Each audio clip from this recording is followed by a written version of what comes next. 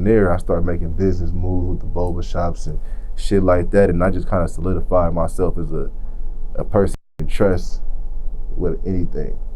From me selling you a product to a business decision, and I'm just thankful, man. I can't believe this shit, man.